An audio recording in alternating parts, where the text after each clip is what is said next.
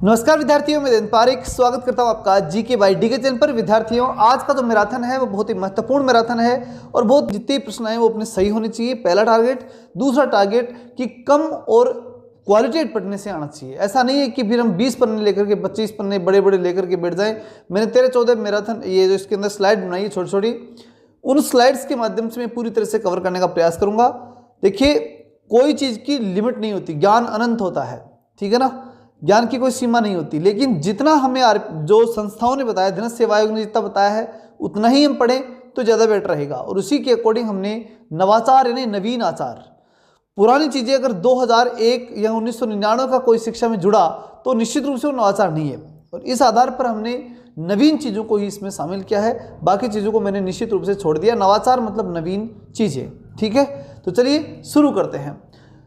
State initiative for quality education सबसे पहली और सबसे इंपॉर्टेंट चीज़ है। इसका पूरा नाम याद होना चाहिए हमें। इनमें सबसे महत्वपूर्ण 1% तो पक्का यही आना है, क्या इनका फुल नेम, और इतना ही आते हैं नवाचार में से। और कितने प्रश्न आएंगे उनमें से 1% तो यही आएगा, तो इसको अच्छे से याद रखना, ठीक है। क्या? State initiative for quality education मतलब स्टेट। देखो, इसका अर्थ समझ गए तो पूरा लेसन समझ गए। क्या है? स्टेट यानी राज्य, इनिशिएटिव यानी इसकी पहल, राज्य की एक पहल है। किस बात को लेकर के? फॉर यानी के लिए, किस बात को लेकर के? क्वालिटी एजुकेशन मतलब सीधी सी बात है कि क्वालिटी एजुकेशन के लिए चीज़ महत्वपूर्ण रूप से चालू की गई है। इसलिए इसका नाम क्या हो गया? SIQE, state initiative for quality education. ये फॉर का ध्यान रखना, इनमें छोटे छोटे में वो चेंज करेंगे, ज़्यादा चेंज भी वो करेंगे नहीं, ठीक है ना। तो state initiative for quality education, for यानी के लिए, और किस लिए? क्वालिटी एजुकेशन के लिए। ये ध्यान रखना इसमें। 2015-16 के अंदर लागू हुआ था। कब लागू हुई थी? 2015-16 में SIQE जो है state initiative for quality education लागू हुई थी।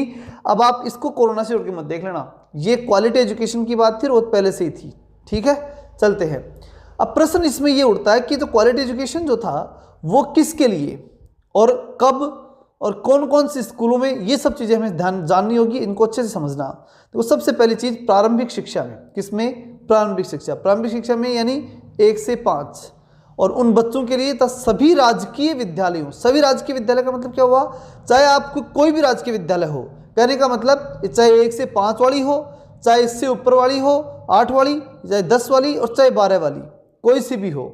तो 12वीं तक की अगर स्कूलों में जहाँ कहीं भी या कोई भी स्कूल में XYZ कैसी भी स्कूल हो, उसमें अगर 1 से 5 के स्टूडेंट हैं तो उन 1 से 5 के स्टूडेंट के लिए ही है, इसके बाहर नहीं है। इससे ऊपर किसी को क्वालिटी नहीं बढ़ानी है, आपको 1 से 5 वालों की क्वालिटी बढ़ानी है, ठीक।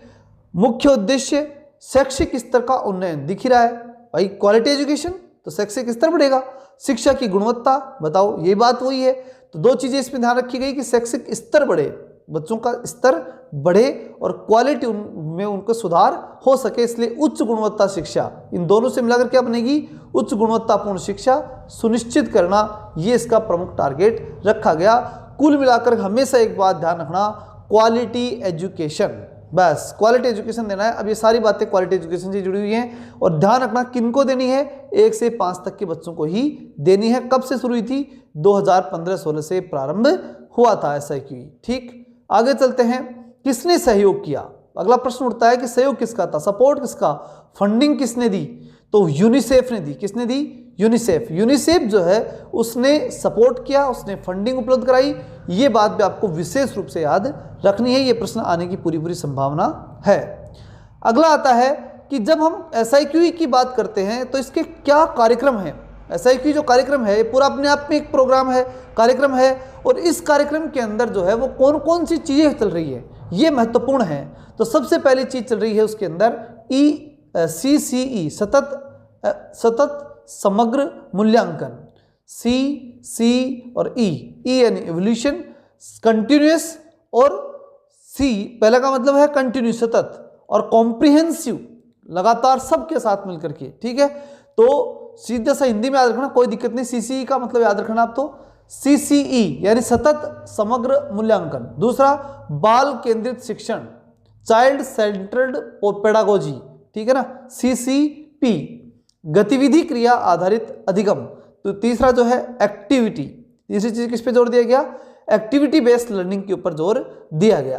तो 3 चीजें हैं, एक एक्टिविटी बेस्ड लर्निंग, एक चाइल्ड सेंटर्ड पेडागोजी, एक कंटिन्यू और कॉम्प्रिहेंसिव एजुकेशन, या बोल सकते हैं इवोल्यूशन बोलेंगे इसे, मूल्यांकन है। तो ये सब चीजें आपको ध्यान रखनी है। आपको अंग्रेजी में नहीं पूछेगा, आपको इतना ध्यान रखना है सीसीई, सीसीपी और एबीएल किसका पार्ट है, एसआईक्यूई का, ये मत भूल जाना। बस काम की बात यही है, इन चीजों से क्वालिटी बढ़ेगी। देखो सतत मूल्यांकन चलेगा, रेगुलर अगर आपके टेस्ट चले तो आप में क्वालिटी नहीं बढ़ेगी, निश्चित रूप से बढ़ेगी।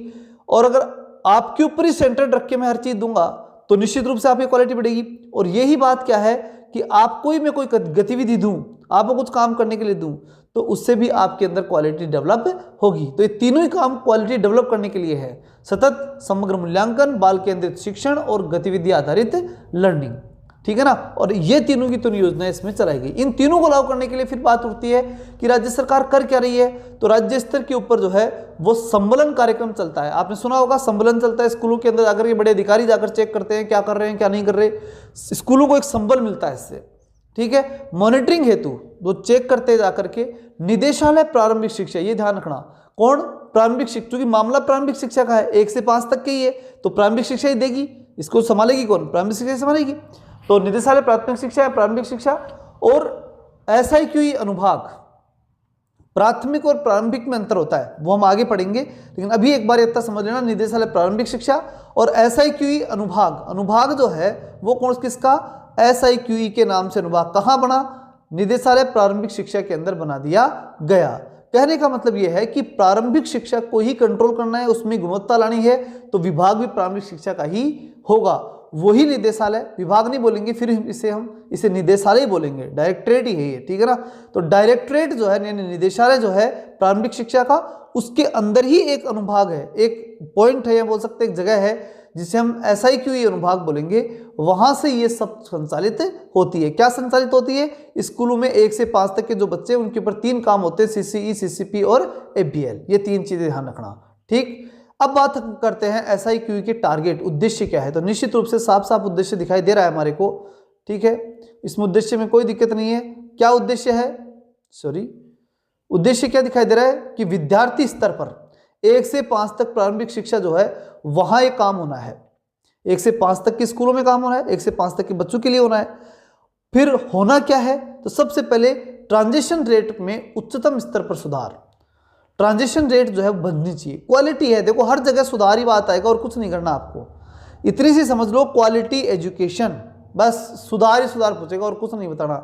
इसी प्रकार आयु और कक्षा अनुरूप शैक्षिक स्तर पर सुनिश्चित करना, भाई जितनी आयु उतना उसका स्तर है कि नहीं है, 5वीं क्लास का बच्चा है तो 5वीं क्लास वाले बच्चे की तरह बिहेव कर रहा है या नहीं कर रहा, ठीक है। इसी प्रकार शिक्षकों में भी, क्योंकि शिक्षक में अगर क्षमता नहीं बढ़ेगी तो स्टूडेंट में कहाँ से बढ़ेगी, तो जो टीचर में अगर क्वालिटी नहीं है या क्षमता नहीं है तो उसके अंदर भी क्या की जाए, समृद्धि की जाए, ये भी टारगेट इसमें रखा गया।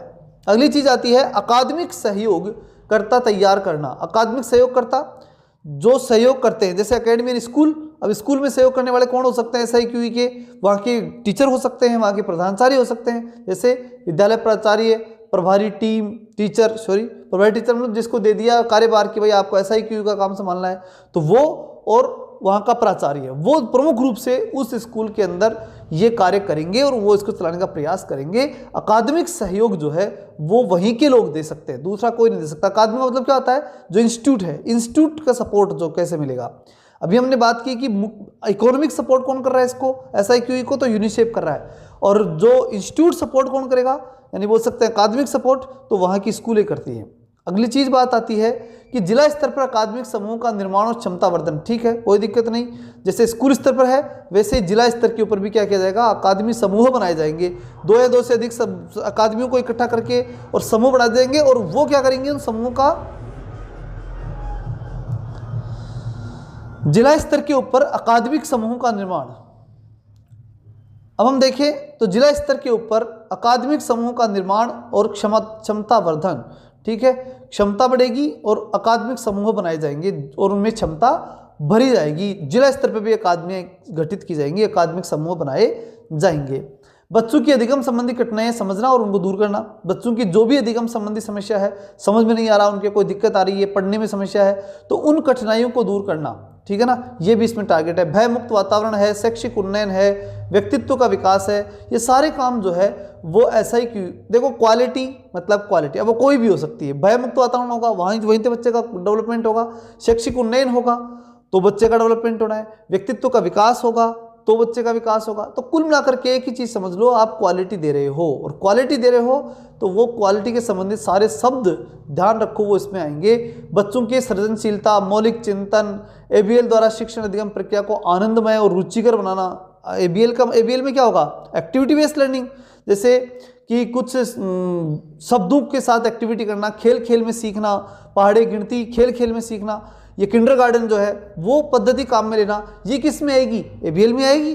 ठीक है ना, तो खेल एक्टिविटी बेस्ड लर्निंग, जो भी सिखाओ एक्टिविटी से सिखाओ, तो वो चीज़ जो है वो बच्चों के अंदर इंटरेस्ट भी क्रिएट करती है और सीखने पे भी बच्चे ज़्यादा हैं। स्थायी अधिगम भी होता है। शिक्षण योजनाओं का निर्माण कर शिक्षण कार्य करते हुए शैक्षिक प्रगति को नियमित रूप से दर्ज कराना, मतलब शैक्षिक प्रगति, बच्चे की शैक्षिक प्रगति निश्चित हो, उसको नियमित रेगुलर हो, ये चीज दर्ज कराना। ठीक है, क्या कराना, उसके लिए क्या करोगे, बच्चे की शैक्षिक डेवलपमेंट रेगुलर हो, उसके लिए क्या करोगे आप, शैक्षिक योजनाओं का निर्माण करेंगे, प्लानिंग बनाओगे आप, एजुकेशन प्लानिंग बना करके, और फिर उसके ऊपर काम करोगे। बच्चों में संज्ञानात्मक और व्यक्तित्व विकास के सभी पक्षों का मूल्यांकन करना। अब आपको क्या मालूम बच्चे में क्वालिटी बढ़ी कि नहीं, क्वालिटी एजुकेशन चेक कर रहे हो आप, तो उसके लिए आपको मूल्यांकन लेना पड़ेगा। तो ध्यान रहे, क्वालिटी एजुकेशन के अंदर जो 3 चीजें महत्वपूर्ण हैं, सीसीई, सीसीपी और उसके बाद में आता है एबीएल, ये तीनों चीजें, क्योंकि सबसे पहले तो इवोल्यूशन को रखा गया है, मूल्यांकन को रखा गया है। सीसीई में क्या रखा गया, सतत और व्यापक मूल्यांकन, क्योंकि बिना मूल्यांकन आपको कैसे मालूम पड़ेगा कि बच्चे में जो है वो क्वालिटी डेवलप हुई कि नहीं हुई। और जब तक आप चाइल्ड सेंटर्ड नहीं रहोगे तब तक भी आप क्वालिटी एजुकेशन मतलब नहीं बढ़ा सकते बच्चे की। और तीसरी चीज जो है वो है कि आप जो है जब तक बच्चे को खुद अपने स्तर के ऊपर एक्टिविटी नहीं करने दोगे तब तक उसमें क्वालिटी डेवलप नहीं हो सकती।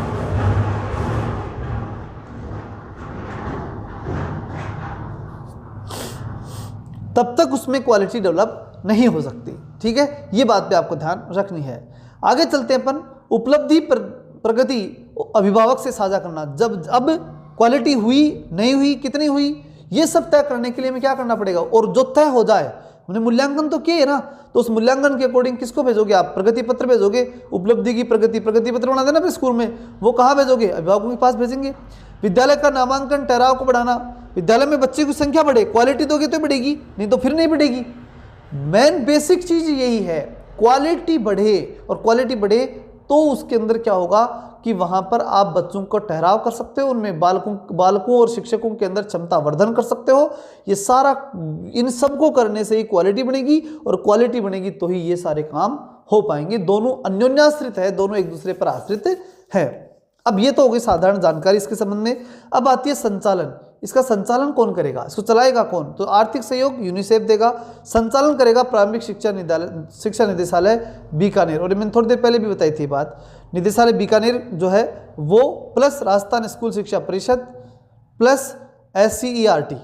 ठीक है, राजस्थान राज्य शैक्षिक अनुसंधान और प्रशिक्षण परिषद, देखो रिसर्च करेंगे जो कि उदयपुर में है, ये रिसर्च करेंगे। फिर दूसरी बात, राजस्थान स्कूल शिक्षा परिषद, ये स्कूल शिक्षा के ऊपर सारा काम संभालती है, जो भी संबंधित है परिषदीय कार्य जो बोल सकते हैं, तो वो काम करेगी।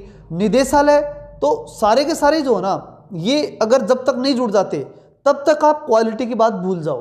तो जरूरी है कि तीनों संस्थाएं मिलकर के काम करें। कौन कौन सी, प्रारंभिक शिक्षा का निदेशालय, राजस्थान स्कूल शिक्षा परिषद और SCERT, क्योंकि वो रिसर्च करके देगी। तो रिसर्च वाली संस्था भी चाहिए, प्रारंभिक स्तर पे काम करने वाला निदेशालय भी चाहिए, और एक परिषद भी चाहिए। सारी चीजें इसके अंदर आवश्यक है। फिर बात कर लेते हैं, कोष्टक में एक चीज है, सरकार का विश्वास, सभी शिक्षक सीखा, मतलब इसमें थोड़ा गलत लिखा गया, सिखा सकें, बड़ी मात्रा हो गई ना, तब गड़बड़ आ रही है। सिखा सकते हैं और सभी विद्यार्थी सीख सकते हैं। सीधी बात है कि सारे तो स्टूडेंट सीख सकते हैं और जितने टीचर हैं वो सिखा सकते हैं, लेकिन ये दोनों चीज़ तब संभव है जब क्वालिटी बढ़े। दोनों में क्वालिटी आनी चाहिए। टीचर में क्वालिटी नहीं तो नहीं सिखा सकता, तो सभी टीचर सिखा सके इसके लिए उनमें क्वालिटी बढ़ाओ, और सभी सीख सके इसके लिए उनको एक बेस लाइन के ऊपर लेकर के आओ। एक विशेष बेस लाइन के ऊपर तो आपको लाना ही पड़ेगा, एक लाइन जो गुणवत्ता लाइन बोल सकते हैं, एक विशेष बेस या आधारभूत रेखा बोल सकते हैं, वहां तक तो आपको लाना ही पड़ेगा। नीचे से अगर रह गए बच्चे तो उनको उठा करके उनकी क्लास के स्तर तक तो लाना ही पड़ेगा।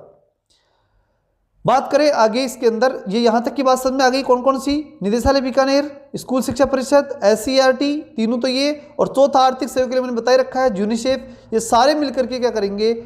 इसके ऊपर काम करेंगे।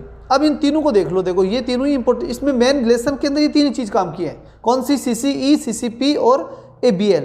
ये तीनों मिलेंगी तो ही क्वालिटी एजुकेशन बन सकता है, अन्यथा क्वालिटी एजुकेशन की संभावना ही नहीं है, ये समझ के चलो। तो इसलिए थोड़ा इसके बारे में जानना पड़ेगा अपने को कि ये CCE सतत और व्यापक मूल्यांकन जो है ये RT एक्ट 2009 की अनुपालना के तहत लागू किया गया है।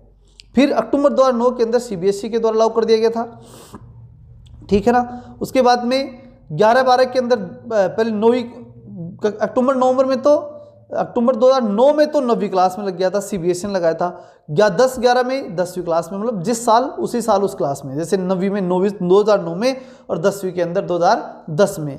फिर जितनी भी सरकारी स्कूलें थी ना, समस्त राज्य की स्कूलें, उनमें 2019-20 के अंदर लागू हो गया, कंप्लीटली हर जगह लागू हो गया था, ठीक है। जिसमें कक्षा 5 संचालित है, ये तो बता ही दिया, 1 से 5 तक का चलेगा इसके अंदर काम, ठीक है ना। ये जो शुरुआत में जो क्वालिटी एजुकेशन जो था ना, ये जो 9वीं-10वीं का जो क्वालिटी एजुकेशन की जो बात थी, ये क्वालिटी एजुकेशन सिर्फ CBSE में थी, और वहाँ टारगेट ये नहीं था, कौन सा? SIQ वाला। वो तो वहाँ एक प्रोजेक्ट था, उसको काम करके देखना था, उन्होंने देख लिया, सफल भी वो हो गए। फिर SIQ के रूप में 1 से 5 तक शुरू किया था। ध्यान रखना, फिर कह देता हूँ, SIQ 5 से ऊपर नहीं होती है। क्वालिटी एजुकेशन यहाँ स्टेट इनिशिएटिव है ये, और स्टेट इनिशिएटिव की जब मैं बात कर रहा हूँ तो यहाँ CBSE को तो मैं सिर्फ समझाने के लिए लिया है। स्टेट इनिशिएटिव में CBSE का कोई लेना देना नहीं है। स्टेट एंड राज्य का इनिशिएटिव, राज्य की द्वारा की गई पहल है, उसमें CBSE का काम नहीं है। सिर्फ मैंने एक जानकारी दी है कि शुरुआत कहाँ हुई थी, ये चीज़ लाने का प्रयास कहाँ किया गया था, तो CBSE में किया गया था 9-10 के अंदर।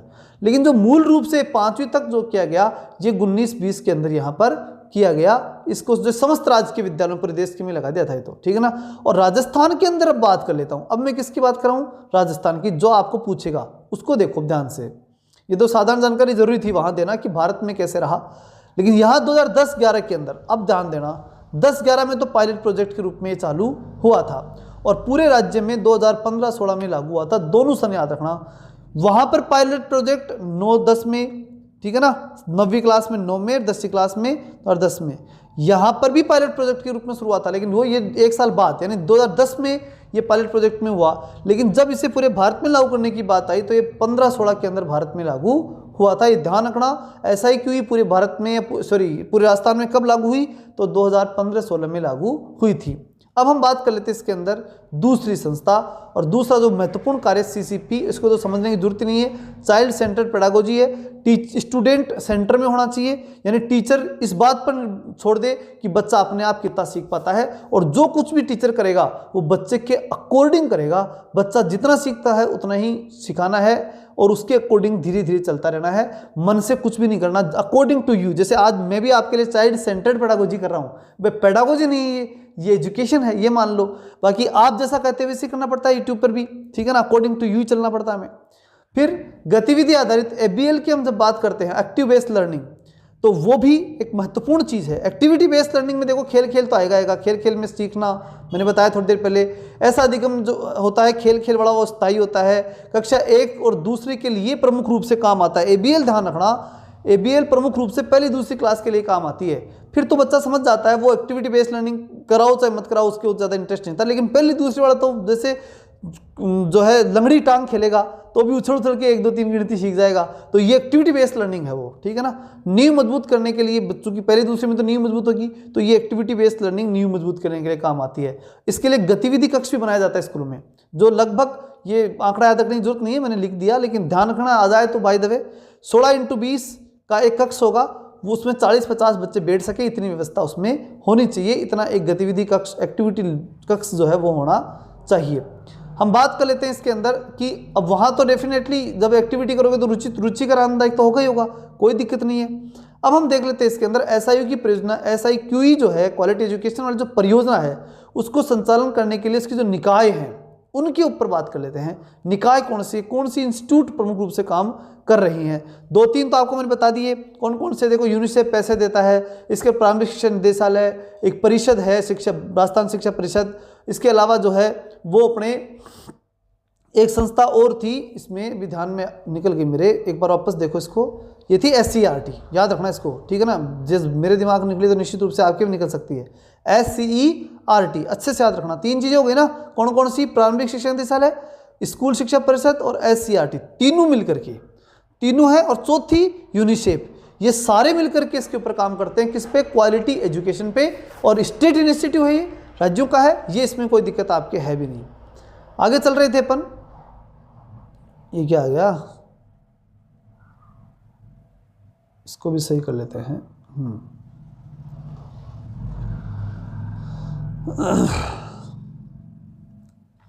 अब है SIQE परियोजना के संचालन हेतु निकाय। निकाय की जब हम बात करते हैं तो शीर्ष निकाय कौन सी है? शीर्ष निकाय प्रोग्राम स्टीयरिंग कमेटी। ध्यान रखना, प्रोग्राम स्टीयरिंग कमेटी, ये पूरे प्रोग्राम को स्टीयरिंग के रूप में संभालने वाली कमेटी। इसके स्टीयरिंग का मतलब समझ गए ना, चलाने वाली मेन यही चलाएगी। इसका अध्यक्ष कौन हो गया? आयुक्त। स्कूल शिक्षा परिषद का जो आयुक्त है ना, जो भी मैंने बताई थी संस्था स्कूल शिक्षा परिषद, उसका आयुक्त जो है वो इसका शीर्ष निकाय के अंदर काम करेगा। स्टीयरिंग कमेटी उसके मतलब उसका पूरा स्टीयरिंग किसके कंट्रोल में है? स्कूल शिक्षा परिषद के आयुक्त के कंट्रोल में ही है। अगली चीज हम देखें तो फिर ये शीर्ष निकाय हो गई। फिर राज्य सरकारी, जो राज्य के कार्यकारी समूह के रूप में काम करे, यानी जो एग्जीक्यूट करे, काम को बढ़ाए, काम को करे, वो कौन है? तो उसमें अध्यक्ष है राजस्थान स्कूल शिक्षा परिषद के अतिरिक्त आयुक्त। भाई मेन से जो स्टीयरिंग तो किसके पास है? आयुक्त के पास। और अतिरिक्त आयुक्त जो है वो क्या कर रहा है? वो कार्यकारी समूह के अंदर अध्यक्ष के रूप में काम कर रहा है। और काम कैसे करेगा? परियोजना गतिविधियां जो है उनको नियमित क्रियान्वित हो सके इसके लिए सुनिश्चय करेगा। कहने का मतलब आयुक्त स्टीयरिंग के रूप में संभालेगा, मेन पूरी परियोजना को तो आयुक्त संभालेगा, लेकिन जो अतिरिक्त आयुक्त है शिक्षा स्कूल शिक्षा परिषद का, वो क्या करेगा? वो इसके अंदर काम कैसे हो रहे हैं, गतिविधि और नियमित क्रियान्वयन हो रहा है कि नहीं हो रहा, उसको सुनिश्चित करेगा। फिर राजस्थान शैक्षिक समूह है, दूसरा शैक्षिक समूह जो मैंने बताया था थोड़ी देर पहले, शैक्षिक समूह बनेगा, एक समूह है, ठीक है ना।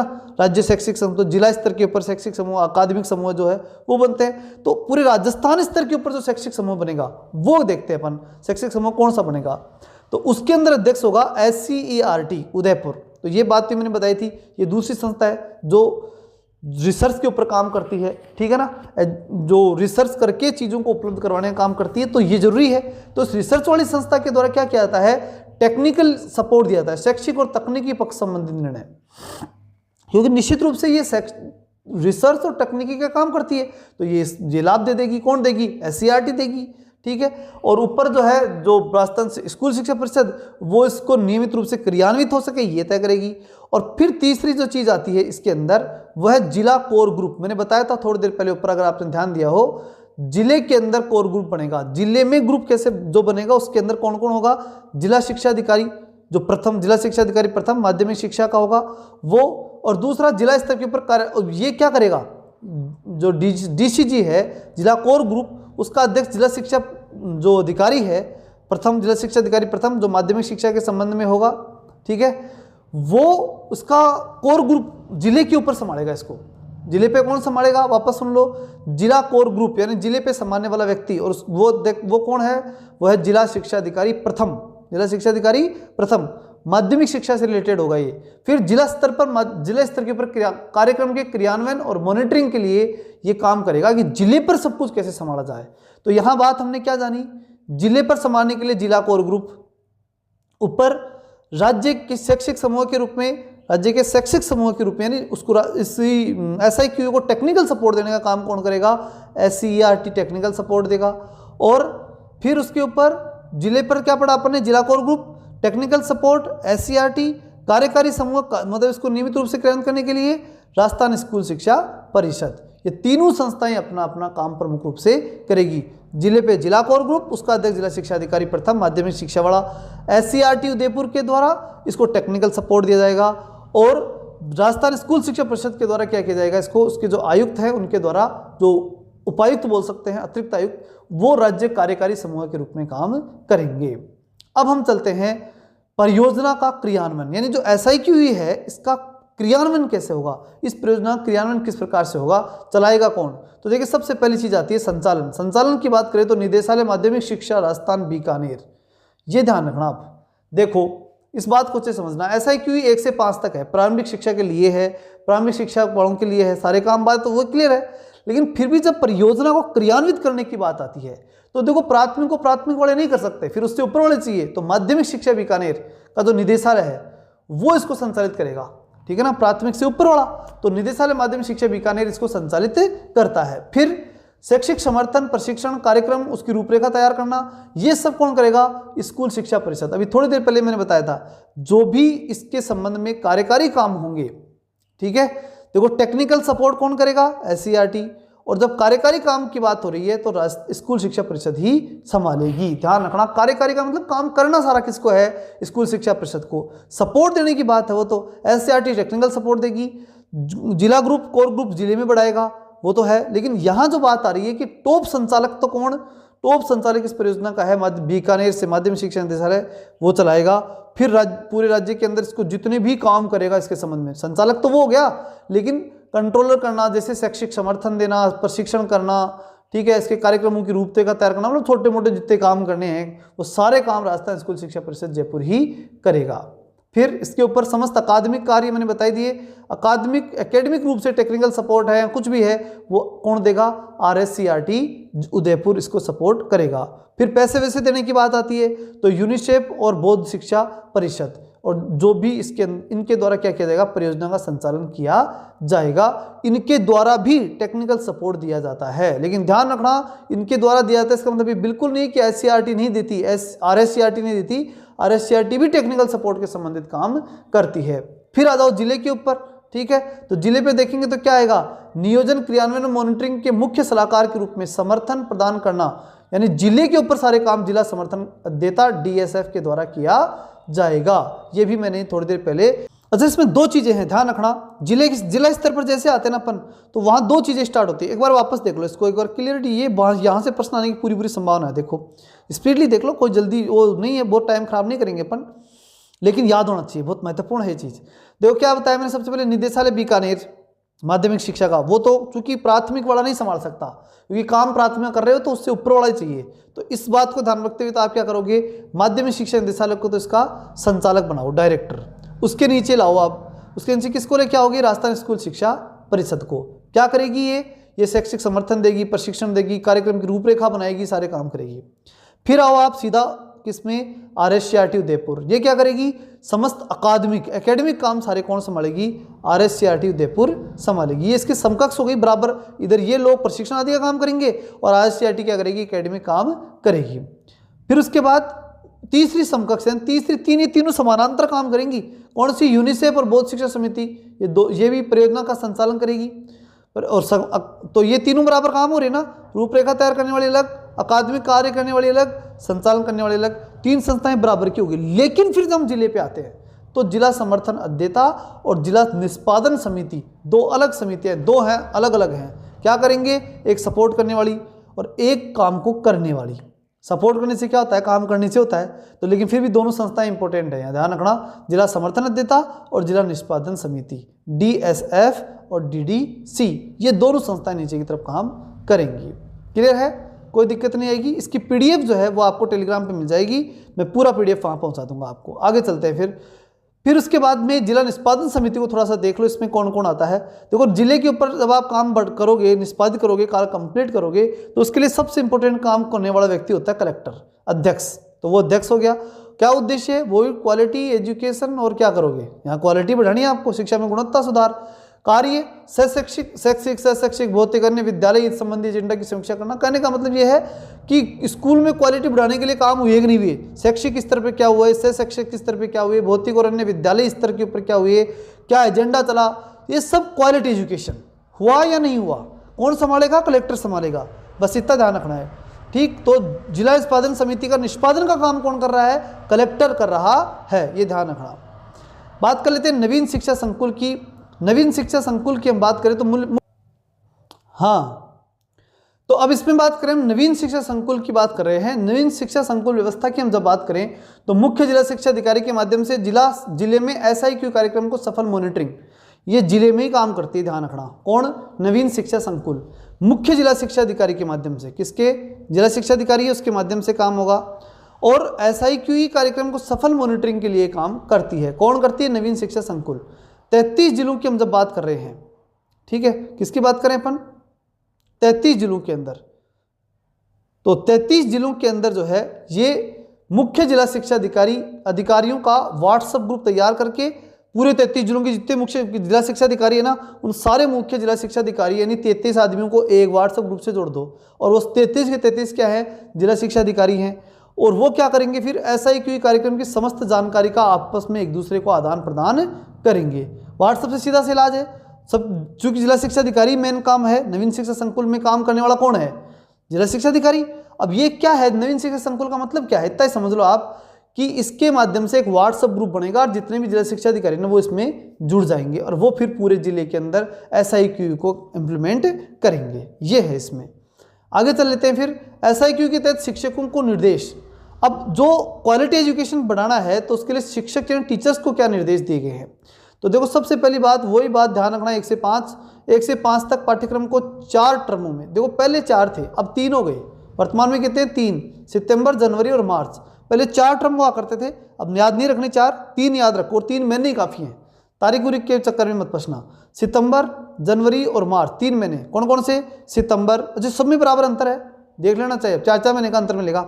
सितंबर, जनवरी और मार्च, एक तो पहला महीना जो अब आने वाला है जनवरी वाला, एक परीक्षा लगेगी ना मार्च में वो महीना, और तीसरा वो सितंबर वाला जब बरसात एंडिंग वाली होगी। ये 3 ध्यान रखो बस, फिर कोई दिक्कत नहीं है। 3 टर्म के अंदर क्या होगी, SIQ के अंदर जो है वो 3 टर्म बांट दिए गए, मतलब जो है शिक्षकों को निर्देश दिए गए हैं कि आप करो क्या, तो आप एक काम करो कि 1 से 5 तक का जितना ही पाठ्यक्रम ना, जितने भी पढ़ाओगे आप बच्चों को, उस पूरा पाठ्यक्रम जो है उसको 3 भागों में बांट लो कि भाई आप 3 पूरे पाठ्यक्रम जो ना, उस पूरे पाठ्यक्रम को 3 भागों में बांट लो। ये बात निर्देश दिया गया है। अब कैसे बांटो, एक काम करो, आपकी जब स्कूल खुले तब से लेकर के सितंबर तक कितना कराओगे ये तय करो, फिर सितंबर से लेकर के और जनवरी तक कितना काम करा दोगे ये तय कर लो, और जनवरी से लेकर जब एग्जाम रहेगी मार्च में तब तक कितना करा दोगे, ये 3 टर्मों में आप बांट लो इसको, और फिर उसके अकॉर्डिंग पढ़ाओ, जिससे कोर्स भी कंप्लीट हो समय पर और सारा कार्यक्रम आपके कंट्रोल में रहे। ये बात इसमें तय की गई। अब बात क्या है इसमें कि जब प्रत्येक टर्म जब चलेगा, वही सिलेबस आप पढ़ा रहे हो, सिलेबस के बीच के अंदर आपको सारे काम करने हैं, क्वालिटी बढ़ानी है बच्चों की, तो उस दौरान क्या क्या करना है वो देखो। तो प्रत्येक टर्म जब चले, उस टर्म के लक्ष्य, उस टर्म के अधिगम लक्ष्य 4 भागों में, भाई 4 हैं तो पहले 4 थे अब 3 हो गए तो 3 भागों में बटेंगे। ये 4 भाग हैं पहले वाले के हिसाब से लिखा हुआ है यहाँ पे, अब 3 हो गए तो 3 भागों में बांट लो इसको, ठीक है ना। 3 खंडों के अंदर उद्देश्य बांट ले भाई। पहले वाले अब अगर अपन देखें कि सितंबर तक तो अपन कितना क्या करा देंगे, उसके लक्ष्य क्या होना चाहिए, फिर जनवरी तक का लक्ष्य क्या है और मार्च तक का लक्ष्य क्या है, ऐसे 3 लक्ष्यों में बांट लो इसको। प्रत्येक टर्म को 2 बार रचनात्मक आकलन और योगात्मक आकलन के बाद, अब 2 बार रचनात्मक और 1 बार योगात्मक, ये ध्यान रखना। हर टर्म में क्या होगा, 2 बार तो रचनात्मक मूल्यांकन दो एग्जाम, 2 बार तो रचनात्मक एग्जाम और 1 बार योगात्मक एग्जाम लेनी है आपको, इसके चक्कर में मत पड़ना, इतना याद रखना खूब है। आकलन करने के बाद बच्चे के साथ टर्म में रही कमजोरी, अब पूरी भाई 4 महीने में कितना बच्चा कमजोर रहा, उस कमजोरी को ढूंढो और उसका क्या कर दो, उपचार, कमजोरी को ढूंढो और उसका उपचार करके मतलब अगले में भाई नेक्स्ट टर्म आएगा तो पीछे वाले टर्म में जो कमी रहेगी अगले टर्म में सुधार दो, ये इसके अंदर टारगेट रखा जाता है। इसके बाद आगामी टर्म के उद्देश्य निर्धारित करके पहले की तरह कार्य कराया जाता है। समझ में आ गई बात। भाई आप सितंबर तक का जो टर्म लिया उस टर्म में पढ़ा दिया, फिर एग्जाम ले ली, मूल्यांकन हो गया। मूल्यांकन होने के बाद में आप मूल्यांकन कितने बार करोगे, 2 बार, 2 बार रचनात्मक और 1 योगात्मक। आकलन कर लिया, सारे आंकड़े आ गए, बच्चे का मालूम पड़ गया वो कैसा है, अब उसको ध्यान रखते हुए अगले टर्म में बच्चे को पढ़ाना है आपको, ये ध्यान रखना। ठीक, फिर बात क्या आती है, बच्चों की को ग्रेडिंग देना। अब पास हो गए, जो भी हुआ उनको ग्रेड तो दोगे ही ABC, ठीक, तो ग्रेडिंग देना ही है।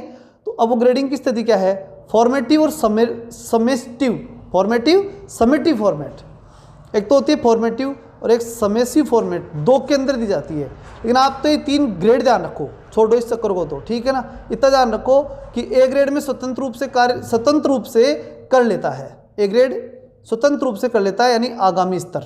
दूसरा, शिक्षक की मदद से बच्चा कर पाता है, और तीसरा, विशेष मदद की आवश्यकता है। 3 प्रकार के बच्चे बटेंगे, भाई एक तो अपने आप ही पढ़ रहा है तो स्वतंत्र रूप से कर रहा है, साहब इसको तो A ग्रेड दे दो। दूसरा, ये टीचर की मदद से पढ़ पा रहा है, इसका मतलब इसको B ग्रेड दे दो।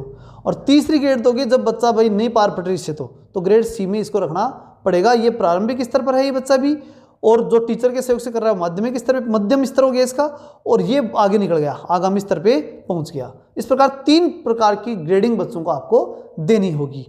फिर उसके बाद 3 प्रकार ग्रेडिंग देने के बाद बेस लाइन और एंड लाइन मूल्यांकन का सत्यापन, ये बड़ी इंपॉर्टेंट बात है।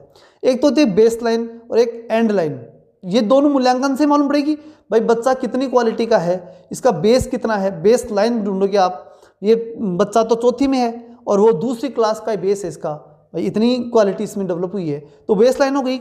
और एंड लाइन मतलब आगे तो फिर कितनी हो सकती है, कितना पड़ जाए, ठीक है। तो एंड लाइन मूल्यांकन जो भी है, बच्चा कैसा है, किस लाइन पर पहुंच गया, वो किस क्वालिटी तक वो पहुंच चुका। 5वीं क्लास का बच्चा 3री क्लास तक का नॉलेज है, तो इसका मतलब उसकी बेस लाइन क्या है, 3री क्लास है, ये हमें मालूम इससे पड़ता है। तो बेस लाइन मूल्यांकन करना होता है।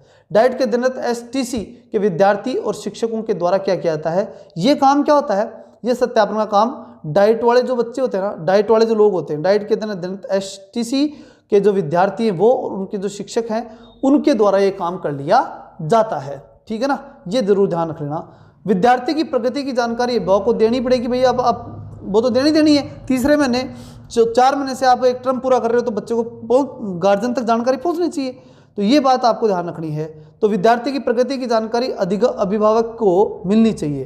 प्रतिमाह होने वाले अध्यापक अभिभावक बैठक, उस हर महीने में जो बैठक करो उसमें बताओ एक तो, और फिर भाई हर महीने तो होता नहीं होता वो तो नहीं जानते, लेकिन 4थे महीने जब आप मतलब उसकी टर्म कंप्लीट करो तब तो आपको देनी ही चाहिए, ठीक है। प्रगति रिपोर्ट प्रत्येक अभिभावक के पास पहुंचनी चाहिए। फिर बात आती है एसआईक्यू की परियोजना में जिला, ये ज़्यादा लंबा नहीं है, घबराना मत, एसआईक्यू खूब ही लंबा खिंच गया, ये टॉपिक ही सबसे बड़ा यही है और बाकी नहीं है, बाकी तो सब छोटे हैं। अब चूंकि ये चीज़ भी इंपॉर्टेंट है, इसमें से प्रश्न भी पक्का आएगा, छोड़ भी नहीं सकते इसको। एसआईक्यू परियोजना में जिला शिक्षा और प्रशिक्षण संस्थान की भूमिका क्या है, डाइट की भूमिका बोल सकते हैं इससे, ठीक है ना भाई। एसआईक्यू में डाइट की भूमिका क्या है, अब जिला शिक्षा प्रशिक्षण संस्थान है ये, तो इसकी भूमिका महत्वपूर्ण होगी क्योंकि काम जिले स्तर पर ही होना है। पढ़ाया ना अभी आपको कि जिले पर क्या है कि 2 संस्थाएं, एक कार्यकारी एक निष्पादन स्तर, ये दोनों चीज़ें जो है वहाँ पर काम, निष्पादन कार्यकारी और एक जो योजना बनाने वाली, 2 हो गए ना, 2 मतलब वहाँ पर संस्थाएं जिले स्तर पर काम करती है, इसलिए जिला वाला मामला इंपॉर्टेंट है एसआईक्यू में। इसलिए ध्यान रखना है एसआईक्यू परियोजना में जिला शिक्षा और प्रशिक्षण संस्थान की भूमिका यानी डाइट की भूमिका महत्वपूर्ण हो जाती है। और जिले की सबसे शीर्ष अकादमिक संस्था है, सबको मालूम है जिले में डाइट सबसे इंपॉर्टेंट होती है। शैक्षिक प्रबोधन और मॉनिटरिंग के अंदर इसकी क्या रहती है, भूमिका रहती है। मॉनिटरिंग यही करेगी, सारा क्या होता है क्या नहीं होता है सारा काम यही करेगी। अब आखिरी चीज़ देख लो इसकी, किसकी, एसआईक्यू की, बहुत महत्वपूर्ण है, इसके अंदर से प्रश्न आना चाहिए, मेरा मानना है ऐसा, ठीक है। ध्यान से सुनना, लेकिन अब इसको देखो क्या चीज़ है ये, पीएससी परियोजना परिचालन समिति, मतलब पूरी परियोजना को कौन चलाएगा, परियोजना को संचालित कौन करेगा। तो देखो सबसे पहली बात, पीएससी करेगी क्या, नीति निर्धारण का उद्देश्य से गठित की गई है, कौन, पीएससी। थोड़ा इसको और बड़ा कर देता हूं मैं, जिससे और भी अच्छी तरह आपकी क्लैरिटी समझ में आ जाता है। देखो नीति निर्धारण के उद्देश्य से पीएससी बनाई गई और शीर्ष निकाय है किसकी, नीति निर्धारण की। पीएससी जो है ना यानी परियोजना परिचालन समिति, ये एसआईक्यू की कार्यक्रम जो है उसकी सबसे ऊंची इकाई कौन सी है, पीएससी है। अब इसके अंदर इस पीएससी में होता कौन है, बात तो यही है ना कि हैं कौन वो लोग, ये अकादमी सबसे इंपॉर्टेंट है, मान गए बात, नीति निर्धारण यही करेंगे, लेकिन ये नीति निर्धारक हैं कौन, कौन बनाएंगे नीति का निर्धारण करेंगे कौन, एसआईक्यू की नीति को कौन बनाएंगे, ये ध्यान रखना। तो ये बात देखो, आयुक्त राजस्थान स्कूल शिक्षा जयपुर, ये थोड़ी देर पहले बताया था मैंने, ये इसका अध्यक्ष होगा, ये करेगा। दूसरा, राजस्थान स्कूल शिक्षा परिषद भी मैंने बताई थी, विशेष आमंत्रित सदस्य के रूप में काम करेंगे। अतिरिक्त आयुक्त, ये मैंने बताया था, राजस्थान स्कूल शिक्षा परिषद का अतिरिक्त आयुक्त होगा। आयुक्त तो ये तो बताया था ना, स्टीयरिंग ही संभालेगा अध्यक्ष तो, और स्टीयरिंग के बाद ये काम करने शुरू करेंगे, कौन, अतिरिक्त आयुक्त, राजस्थान स्कूल शिक्षा का अतिरिक्त आयुक्त काम करेगा। परियोजना समन्वयक के रूप में काम करेगा, मतलब पूरी परियोजना को कंट्रोल यही करेगा, ये इंपॉर्टेंट है, ध्यान रखना। परियोजना समन्वयक, परियोजना को पूरा कंट्रोल करने वाला, ऊपर वाला तो दिखावा का, ये राष्ट्रपति की तरह है, ये मान लो। फिर राजस्थान स्कूल शिक्षा परिषद, ये विशेष आमंत्रित सदस्य है स्कूल शिक्षा परिषद वाला, अब मेहमान तो अभी ठिड्डा का ही नाल करलापन।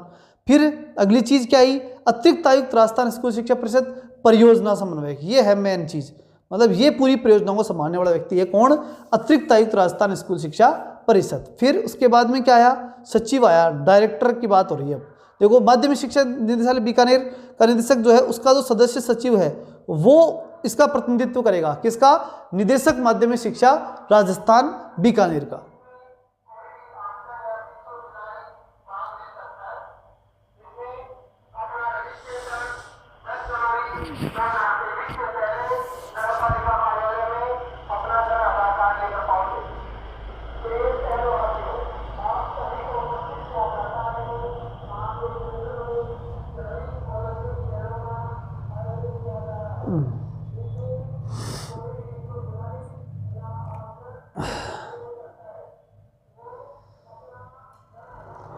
हाँ, तो बात क्या हुई इसमें, यहाँ से आगे हम देखें तो निदेशक माध्यमिक शिक्षा बीकानेर, बीकानेर की माध्यमिक शिक्षा का जो निदेशक है ना, वो निदेशालय जो है ये यहाँ देखना चौथा, निदेशक माध्यमिक शिक्षा बीकानेर, और ये सदस्य सचिव के रूप में काम करेगा। किसमें? SIQU के अंदर ये सदस्य सचिव के रूप में कार्य करेगा। इसी प्रकार से जो RSCRT उदयपुर जो है उस वहाँ का जो निदेशक है वो परियोजना परामर्शक के रूप में काम करेगा। परियोजना समन्वयक के रूप में कौन करेगा?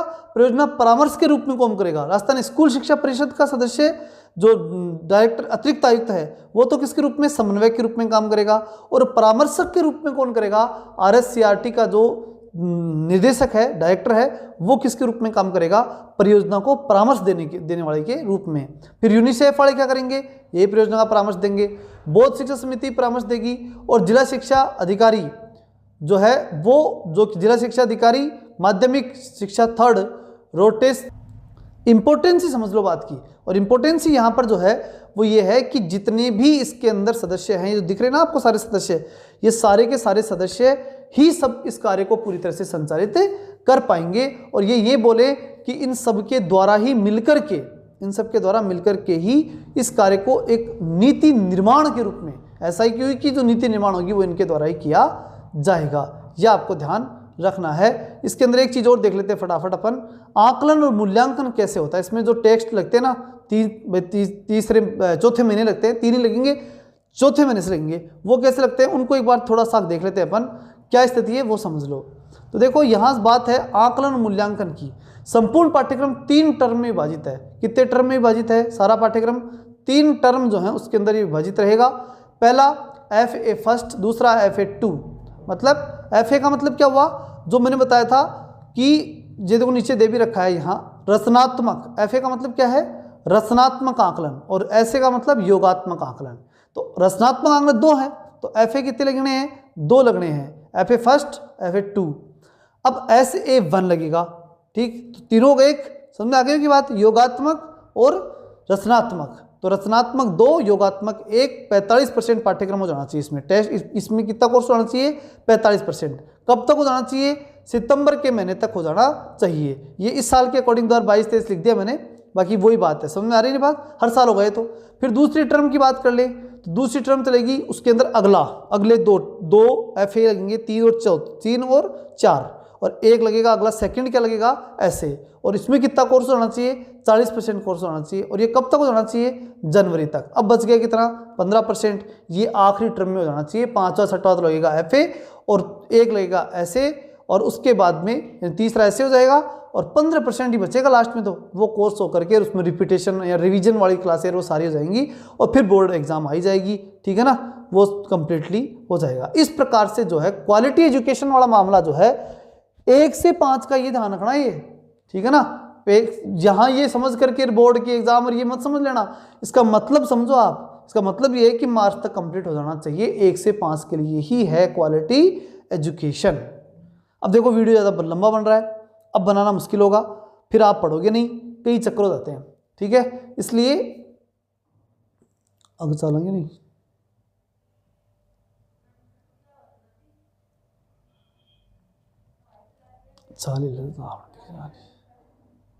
अब चलते अपन आगे। नेक्स्ट है RISC या दीक्षा। दीक्षा की बात करें या दीक्षा राइज जिसे बोलते हैं, राइज दीक्षा लिख दिया, बात वही है, दीक्षा राइज बोल देते हैं इसको, ठीक। दीक्षा राइज के नाम से फेमस है ये। तो उसको अब ध्यान से देखना है आपको, दीक्षा राइज की स्थिति क्या है, ध्यान से देखना। देखिए सबसे पहले दीक्षा का मतलब क्या है। दीक्षा देखो, पहले दीक्षा आई क्यों? क्योंकि सेंटर की चीज़ है ये सेंट्रल गवर्नमेंट द्वारा डेवलप की गई चीज़ थी। क्या है Diksha? Digital interface for knowledge sharing. Knowledge sharing करनी है इसमें। करना क्या है? Knowledge share. मेरे में नॉलेज है, मैं इस ऐप पे या जो ये डिजिटल परफॉर्मा है, फॉर्मेट जो भी है, इसके ऊपर मैं डाल सकता हूँ, ठीक है ना। दीक्षा जो है डिजिटल एक एप्लीकेशन भी है, ऐप भी है, वहाँ जाकर के आप इस पर डाल सकते हो, ठीक है ना। डिजिटल इंटरफेस है ये, क्या है, इंटरफेस। और उस इंटरफेस, और वो किसके लिए है इंटरफेस, फॉर यानी के लिए, किसके लिए, नॉलेज शेयरिंग। नॉलेज शेयरिंग के लिए आपका ये डिजिटल इंटरफेस है।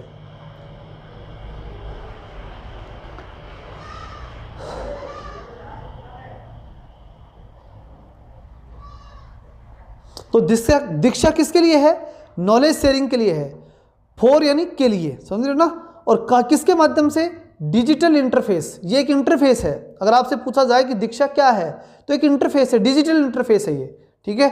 और डिजिटल इंटरफेस के द्वारा आपको क्या करेंगे, आप नॉलेज को शेयर कर सकेंगे। इसी प्रकार से आता है क्या अपना राजस्थान के अंदर, इसी के अधीन है ये, क्या, Rajasthan initiative for school education. इसी के अधीन मतलब इस दीक्षा के तहत ही काम करेगा ये। कौन करेगा, राजस्थान इनिशिएटिव, मतलब अब राजस्थान ने अपना इनिशिएटिव लिया। जैसे अभी बताया था ना SIQ, इसके अंदर भी क्या हुआ था, स्टेट इनिशिएटिव था वहाँ पे, और वो फॉर क्वालिटी एजुकेशन था, और ये फॉर स्कूल एजुकेटर्स है। मतलब आप जैसे और मेरे जैसे टीचर जो बनने वाले हो, आप जैसे, ठीक है ना, उनके लिए जो टीचर्स हैं, उन टीचर्स के लिए क्या है, ये एक तरह का एक इनिशिएटिव है कि टीचर्स इस पे काम करेंगे प्रमुख रूप से, ठीक है ना, समझ आ गई ना। एजुकेटर्स के लिए बनाया गया है ये, फॉर एजुकेटर्स, ठीक। और वो फॉर क्या था, क्वालिटी एजुकेशन था। ये इन शब्दों को समझना है, रटने की जरूरत नहीं है।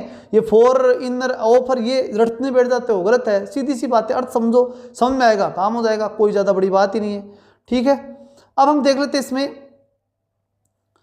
कि दीक्षा डिजिटल एप्लीकेशन है, ये मैंने बताया था अभी, डिजिटल एप्लीकेशन के रूप में काम करेगा दीक्षा। और इसका निर्माण किसने किया, दीक्षा देखो सेंट्रल गवर्नमेंट का है, पहले इसको समझना बहुत जरूरी है, क्योंकि इसके बिना कोई मतलब नहीं राइज का, क्योंकि राइज इसी के अधीन ही है, कोई अलग से कोई चीज़ नहीं है। राजस्थान गवर्नमेंट ने अपने हिसाब से इसको इसमें लागू किया है, और वो अच्छी बात है। दीक्षा डिजिटल एप्लीकेशन है, क्लियर बात। दूसरी बात, अगर आपको पूछे लेकिन अगर दीक्षा में, तो इंटरफेस बताना सही है, तो ये इंटरफेस ही है। अब इसके अंदर की चीज़ है ये, एप्लीकेशन के अंदर की चीज़ है, डिजिटल एप्लीकेशन में इंटरफेस के रूप में काम करता है ये। फिर बात आती है निर्माण, NCERT। फिर इसका निर्माण किसने किया, NCERT ने, MHRD ने, सनबर्ड के द्वारा बनवा लिया। सनबर्ड एक इंस्टीट्यूट है, इसको पैसे दिए, किसने दिए, NCERT MHRD ने दिए, और उसके द्वारा ये जो एजेंसी है इसके द्वारा बनवा ली है, ओपन सोर्स टेक्नोलॉजी के माध्यम से बनवा लिया। ये ऐप बन गया, ऐप बन के तैयार, कौन सा, दीक्षा ऐप बन गया। फिर आधार वाक्य क्या रहेगा इसका, हमारे शिक्षक हमारे नायक, डेफिनेटली क्योंकि टीचर्स के लिए बनाया, तो हमारे शिक्षक ही हमारे नायक का ये आधार वाक्य किसका है, दीक्षा का। फिर बात आती है किसने शुभारंभ किया, वेंकैया नायडू जो है उन्होंने 5 सितंबर 2017 को इसका शुभारंभ किया। इसका संचालन सभी राज्य और केंद्र शासित प्रदेश जो है ये इसका संचालन करेंगे, मतलब सबके लिए है ये, सारे राज्यों के लिए है और सभी केंद्र शासित प्रदेशों के लिए। क्या, दीक्षा कार्यक्रम सबके लिए है। अब उसके अंदर आप अगर जैसे मानो दीक्षा के साथ साथ आप अगर राइज जैसी चीज़ें लेकर के आ रहे हो, कोई भी राज्य ले आओ, कोई दिक्कत नहीं है।